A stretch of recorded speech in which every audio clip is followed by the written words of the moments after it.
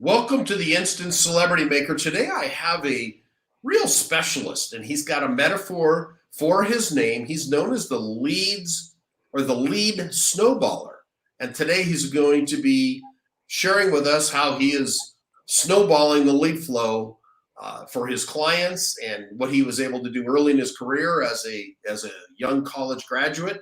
And I want to say welcome to Ahmaad Green today. Thank you for having me. Well, how did you get into the lead supplying business, snowballing business? Perfect. Perfect. So it started out like you said, I got into working at a car dealership, small car dealership here in Atlanta, Georgia area. And soon as the first thing they told me when I came on board was like, "Hey, we need leads. We don't have enough leads." And I just, took some time to learn and dig in. I already had prior experience, but really took some time to learn and just revamp my knowledge on that. And we went from 0 leads to 100 to 200 leads a month. And then when I really got it humming, we were at 600, 700. Our best months were like 800 leads a month. So I started doing that and I was thinking, I was like, man, if I could take this skill and I could multiply it with different companies, I can honestly make way more than what I'm making right now because honestly what they were paying me there was peanuts. And it got so bad to a point that we literally had to shut off ads for some weeks to months at a time because we didn't have enough cars. We didn't have enough supply to handle the demand that was coming through. Well, yeah. So demand exceeded supply, and Mhm. that's a good spot to be in, but not so good when you. It's like, dang, you wish you had the cars to fill. Well, Exactly. well Ahmad, how would your friends describe you Um, if I, they s- knew I you would weren't listening? Yeah, I would say my friends describe me as diligent, loyal. I'm a go getter. I've been like that since I've been young. Entrepreneurial and just I like to get it. Like to get it. Okay, all right. Well, that sums it up. Okay. And what is your greatest accomplishment? My greatest accomplishment first is marrying my wife, my beautiful wife, Oh Shari boy, Green. she's listening. She's Yeah, listening. I know yeah, that. she will be. She will be. Okay. All right. That's my greatest accomplishment, and then after that would be giving my life to Christ, Jesus Christ, and that has been tremendous in just my success and just my life and um, just honoring people and serving people, and that's what's been helping me in business. Okay. So choosing the right woman, you sold her, you got her lead going. All right. And then your faith. Let's just call Yep. it faith. All right. Awesome. Awesome. And what do you wish you're still a relatively young man, but what do you wish you had known when you started out in life? Oh man. One of the Hindsight things, is always 2020, isn't it? yeah, I've aged about 5 years since 2020. So, Okay. uh, but what I wish I had known from the beginning was just um, one with how we position ourselves now inside of Lead Snowball has been amazing. Um, One, just how to cash management, business cash management, something that a lot of people don't teach you about it, and that's one of the biggest things. And the other biggest things is just how to continuously work on your craft, continuously serve. And I remember a business I had before this, or that I had during college. And literally before I got to my entrepreneurship classes, I learned a lot about bottom line, break even, and all that stuff because pretty much I had more expenses than the sales that were coming in. So that was That was sales, a wake sales, up call, sales, huh?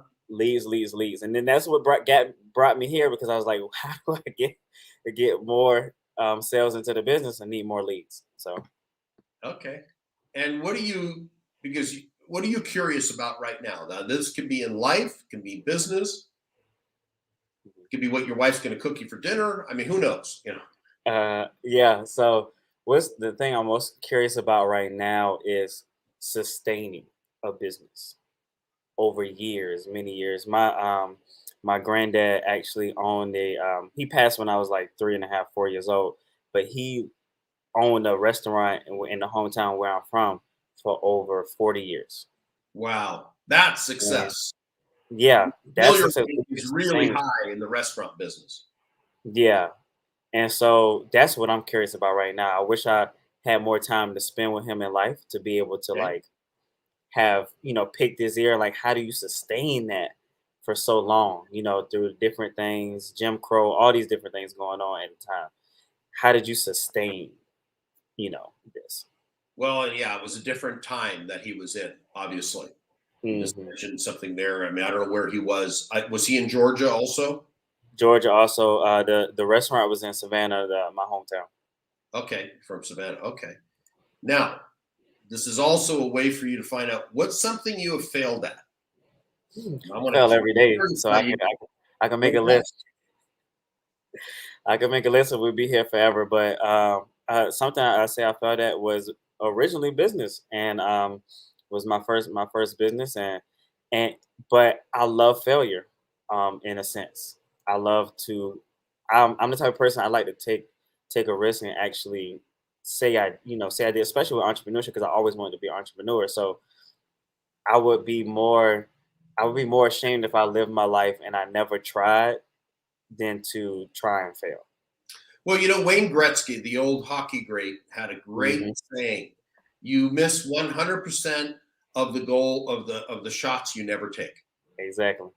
That's so true. If you don't swing, swing the bat, you can't get a homer, can't get a base hit. You can certainly get a strikeout, though. Yep. Yeah, so that's so true. And if you've learned from your failures, then that's key. Exactly. That's the biggest thing. All right, my favorite question, Ahmad. If you could have coffee with any historical figure, caveat is he or she must be in the afterlife, who would you choose? Martin Luther King. Martin Okay, Luther King here Jr. he comes up. All right, what would Yeah. you talk to him about? Oh man, so much. I remember reading his biography from his wife. Actually, it's super interesting. Just the level of just the kind of person he was, but just you know what drove him. Like, what were the different challenges that he had, and then how did he learn from it? That's one of the biggest things. I like to learn from other people's challenges, so I don't make the same mistakes. But just how did all these different things impact them? And That's cool. it'd probably be a long conversation because I probably be asking a lot of questions. But yeah, Well, it'd be great. The one in that genre of people, and you probably are going to nod on this one also. I would have loved to. I read his biography. Was Malcolm X. hmm He had an interesting story also. He's hmm around the similar time, that whole civil yep, rights movement. yep, So, who's been your most important professional mentor? And this person can be with us today. cool. Funny enough, YouTube. How about that? I have never had that answer. Okay, YouTube. it's a digital person. Okay, Yeah, it's been multiple people that I find and stuff like that. The funny thing is this, well, funny and sad, and one thing that I try to give my expertise and like help other people out, like especially people in my family as well, is just just growing up, I didn't have a because my grandpa passed, I didn't have a lot of people who were interested in what I was interested in. And the town where I'm from, a lot of things, it's really you either for people my age and growing up, we felt like it was either play basketball, make music, or go work at the warehouse or be in the street. And so for us, it really I didn't have much of a lot of guidance into like the entrepreneurship mentorship that I wanted. So I researched it. Either it was Google, books, library. You know, I, I researched it all. Google. That's been my mentor.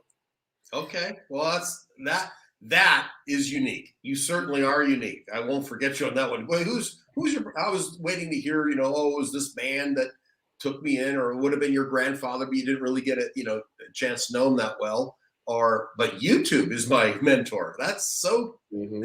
man. That's good. That's good. And if you could go back, I mean, you're still a young guy, but you're not 18. But if you go Yeah, back to 18-year-old Ahmad, what piece of advice would you give him, the younger you? sure. I think about this all the time actually, because I think about like, man, why did I do this then? But if say like, don't get caught up in keeping up with the Joneses, I would say. don't get caught up keeping the choices. When I was after 18, I think I was well, around 18, I started working at a shoe store, and a lot of my money went back to the shoe store. I had worked for Champ, Ah, but I okay. did. But one thing that I always loved about myself, just growing up, I started working around 15, like at actual places. I had like a car washing business before that, but I wanted to learn at each stop place that I went at how it worked and how it worked from an entrepreneurial mindset. So I remember the first job I worked at was Monkey Joe's, and I think it was franchised by this couple. They would come in maybe every 2 months or whatnot, and come check out things and then leave. And I was like, I want that. Like, what is? And then I started understanding. All right, well, we have managers here all the time. The managers take the place of them to be able Mhm. to structure. They have the system in place. They have manuals and stuff for us to learn to be able to run it effectively how they see it. And so since then, I've always been thinking about how can I create them. And then you get to 18, college, and all that stuff. But one of the biggest things that I would say to myself: don't get caught up keeping up with the Joneses. Continue to be who you are. Trailblaze the path that you're on, because nobody else can do that for Okay. And you're definitely goal oriented because I can just that's who you are in your character. And what is you. your plan to achieve your upcoming goals? Sure. So my plan to achieve my upcoming goals right now is to continue to increase my lead flow of the amount of mortgage brokers, solar companies, and final expense insurance agents that we help out. Those are the people that we help out in our company to gain more leads and to increase their lead flow. So gaining more leads, continue to work on our fulfillment. So being able to fulfill those leads and being able to get it directly to their pipeline is something that's really really key and a part of the plans right now. We're actually doing really good at the lead flow portion, of course. Okay. Now it's what we're focusing on is a lot of um, how can we create a system. I recently watched The Founder. It's funny, I didn't watch it like when it came out, but I recently watched it now, and it's funny, I was already working on something similar to like what the McDonald's brothers made in that movie, the Speedy system, to be Yeah. able to get um, food out in within 30 seconds. So now I'm creating a system to where we can get leads out to our clients within, because usually if you sign up with an agency, it takes about 2 weeks for them to get everything up and running for you. I'm trying to shorten that time span so where we can get you signed up, enrolled, and in 2 to 3 days, you'll have leads coming into your pipeline. So there's Oh, I not love much of it. a That's drop a down great from. positioning Yeah, statement. yeah. So it's very good from you go from here, because a lot of the drop off with people in agencies is that it takes so long for you to see the results. But if I can get those results a lot quicker for you and speed up that process, put together our own avalanche system, LeadSnowball avalanche system that gets you the results a lot quicker and rolls a lot faster. Well, this might be before your time to remember. I mean, I don't know how old you are, but there was a pizza chain called Domino's, and it's Mhm. still around. And they had to stop their USP. The unique selling proposition was fresh hot pizza in 30 minutes or less, or your order is free. So Mhm. you could adapt that fresh hot leads in 3 days, or your campaign is free. That Thank you. You just gave me something. I'm gonna That's write what that came to down. mind, but write it down, man. That's golden. I mean, I create Yeah, USPs and elevator pitches for clients, and I just gave you a freebie because I think that yeah, is so cool. Fresh, hot leads in 3 days or less, or your campaign is free. Now cover your butt, young man. So yeah. Gotta cover my butt up. Gotta do some stuff in the in the cover yourself, but deliver fresh, yeah, hot leads in 3 days or less, or your campaign is free. I yep, think that would be a killer, unique selling proposition for you. yeah. I That I would knock love it it. out of the park, man. I'm Yep, serious. I love it. Okay, and just remember me. Hey, yeah, there's this guy Mitch that interviewed me on this podcast. Yeah. No, but I think that'll be a really good one for you to tie into the snow and they're hot. Yep, It's kind of a nice contrast for you. So, yep. how do you overcome a challenge, because I don't think you shy away from this, Ahmaad. This is not Yeah, who you are. But how do yeah. you overcome a challenge when life reveals one and you know it happens? I would say it's funny. I mean, challenges come all the time. Hmm. Um, I've had a lot of in the last 2 years during the pandemic. I have had a lot of life challenges to overcome, and one of the biggest things, it's not that you won't have emotions, it's not that you won't have feelings, it's not that you know, me personally, that I didn't have every single feeling that any other person would have. But one, Okay. my faith that, everything is working for my good, according to God's word. Okay. And also that nothing's in this life, we were put on this earth, I believe, to have dominion over it. There's nothing really in this world, these different challenges, and these challenges come because the challenges and the things around us know how powerful we are. Okay. And so I can pause, I can stop, but I can never quit.